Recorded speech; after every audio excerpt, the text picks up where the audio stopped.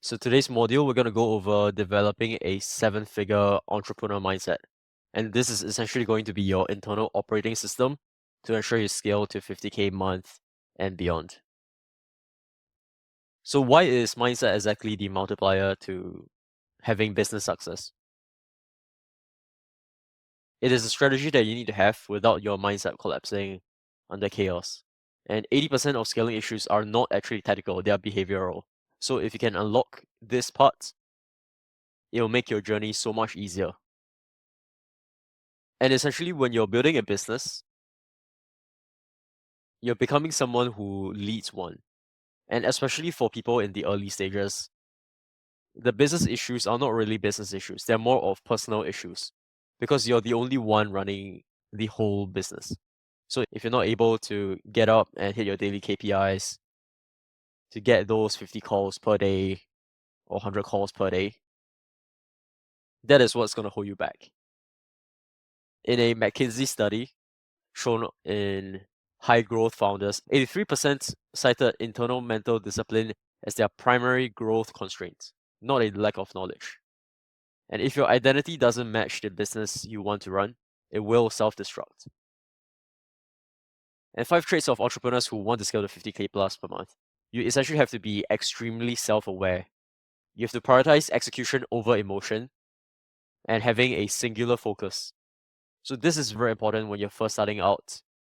When there are so many things to tackle, if you can have a to-do list and prioritize one at a time, it will make decision fatigue that much smaller. And you want to draw out a vision tied to metrics. And we'll go over examples in the following modules. So essentially having a projection of the daily inputs and the output that you can get so that we can just focus on the list of inputs. And having radical ownership over the success of your business. Taking full accountability. And this simple 5 traits is essentially the mental infrastructure of 7-figure operators, and we're going to try to install these one by one. Think of this as upgrading your business's internal CPU. Self-awareness is the ability to catch yourself procrastinating, overthinking. This essentially allows you to backtrack if you tend to stray away from the path that you've set. A 2021 Cornell meta-analysis found that self-aware leaders outperform peers by 33% in team productivity. And awareness enables correction. So without it, you're essentially blind to your faults. You're the pilot in the black box of your own business, and tracking behaviors like a coach tracks player performance. Do you know the hours that you're most productive in? In the morning, at night. And essentially, there are other layers to this as well. For example, tracking the rates of the world giving you back the input. So, for example, if you make 7 dials in the morning, is it equivalent to the 7 dials that you're going to make in the afternoon? And do you know what triggers you into distraction? You want to try to minimize it as much as possible. And having a 33% difference in week-on-week performance, you can see that drastically. By the time it's week 12, you can be 45% your goal compared to only 15%. Execution beats emotion. High performers built through discipline and not inspiration. James Clear, I'm sure you know him, very popular. Essentially, top 1% of performers act based on systems, not mood. And if you want to treat your business as an actual business and not a hobby, you need to act on your calendars. And the difference is that people who are new, people who are amateurs, they act based on feelings. And I myself fall into a trap. So this is something that you have to constantly remind yourself. And emotion is not a business advisor, I would say. You don't need to feel like it, you just need to do it. And the results are based on action. The best entrepreneurs operate on a schedule. Block out your calendar the night before, using sprints, having a deep work focus time, and having a non-negotiable deep work time. So whether it be having a start routine and end routine to a deep work session, or if you're someone who is not so affected by those, diving straight into the work, putting in the hours. And this will be the difference. So having a system-oriented planning, discipline-based actions compared to the latter. So, trait number 3, singular focus wins. It will essentially give you 3 times the growth rate compared to diversified focus where there's different things on your plate, you're exploring different business ideas, and it can lead to a 40% productivity loss. Context switching can reduce productivity by 40%, and this is a very big impact. Have a medium-term objective, a single core objective. And every quarter, choose a one core objective, break it down, share with the team, and this is actually how you can drive towards success. You can do one thing really well, you cannot do everything. Serve the group that you're trying to serve. Remind yourself that if you have a shiny object, avoid it as much as possible. Whenever you get the very good feeling of this looks like a superb business idea, why not try that? And likewise, if something feels bad, just know that success only comes with discomfort. And whenever you make the change, that is when you're going to grow the most. The more simple your business model it is, the more scalable it is, the easier it is if you train someone to take over different departments and so on. So trait number 4, vision with KPIs. Not only do you have to have the vision, but also tie it to a tangible factor. It will give you clarity on what exactly you need to do to achieve your vision. And founders who have tracked at least 3 KPIs weekly grow revenue 47% faster. You need a scoreboard essentially to stay in the game. Imagine an NBA didn't show you the score. Even though you might be on a streak, you never know if you're winning. Don't just set goals, try to reverse engineer the actions to hit the goals that you actually want. You want to close 10 high ticket clients per month? You need to be sending 100 DMs. Hold 20 calls, pitch 15 qualified leads. Set KPIs for yourself, not just for your team. And you can see an example of a chart. This isn't the end all be all, but essentially breaking down the target from a quarterly basis to a monthly basis, subsequently to a weekly basis, and then assigning different parts of the target to different members in your team and to yourself if you're just starting out. That will essentially give you clarity on the goal. Now next, radical ownership.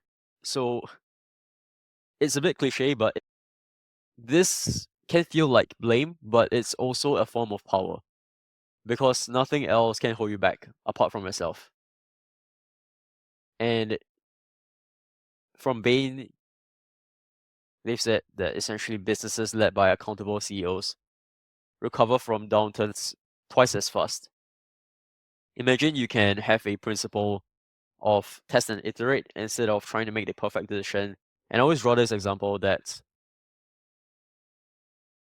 the class that was assigned to make 100 pots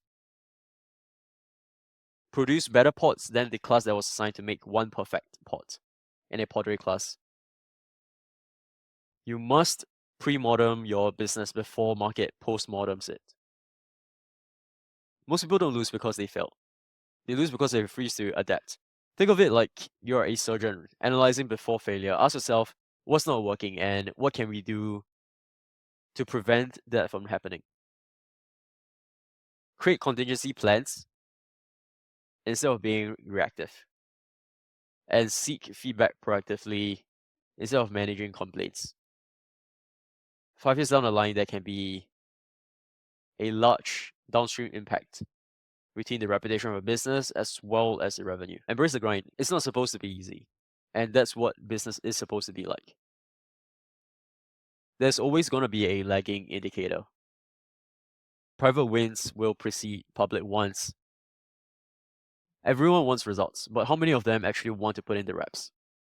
Jeff Bezos once said, all the overnight success stories take about 10 years. Success is messy, but we can embrace it. And what you build today will essentially pay dividends a year from now.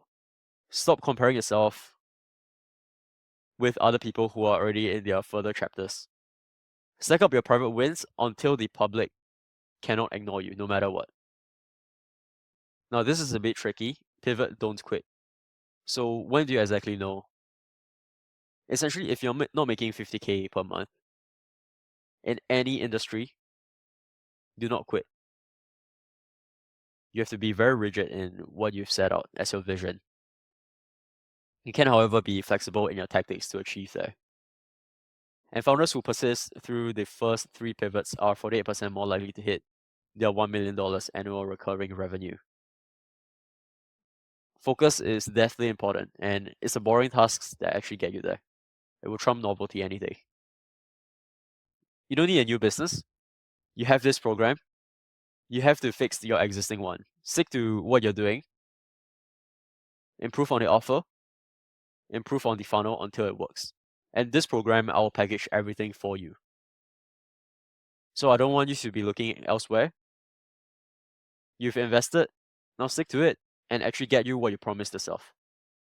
Don't restart because it's hard. Tweak, test, and stay in the game. Now, what is it like? Think of it, a CEO's mindset in action. Write down what exactly you're after. And identify your personal bottleneck that can be holding you back from where you want to be. You've heard the principles. Now it's time for you to act. The inspiration, leave with the intention to actually be better. And declare your identity shift. Leave with the intention to be better. And declare your identity. Putting it out there in the world and let it shift. You don't have to wait for permission. You can make the decision and make the right move now. And this is real world proof that it works. I've went from being in the national service, mandatory, to managing 40 million plus in my last quarter with Meta. And just after leaving, I've scaled businesses in monthly growth in about 2 months by 80K, achieving around 164K MRR. I'll not take full credit of where they ended up at. They showed up, they provided the output when they received the suggestions, they tracked their KPIs, and they executed despite being under heavy pressure. And I've worked with hundreds of entrepreneurs. Some scaled, some stayed stuck. The only difference, I would say, is not intelligence, not opportunity, but it's more of the execution and mindset. So if they can, I promise you, you can too, if you install the right internal operating system. Now, the final thought, be the buffalo. When the thunder strikes, often cows will run away and buffaloes will run towards it. And I always quote this, fear is a mile but an inch deep. Once you step into it, it's a lot easier, a lot less deep than you might have thought. And take it as an opportunity to train. If you encounter a difficulty, it makes you stronger for the next. And this will essentially improve your character over time. It's the truth, and growth doesn't just happen in your comfort zone. Move towards your discomfort, and that's where your 7-figure vision is awaiting you. I'll see you in the next.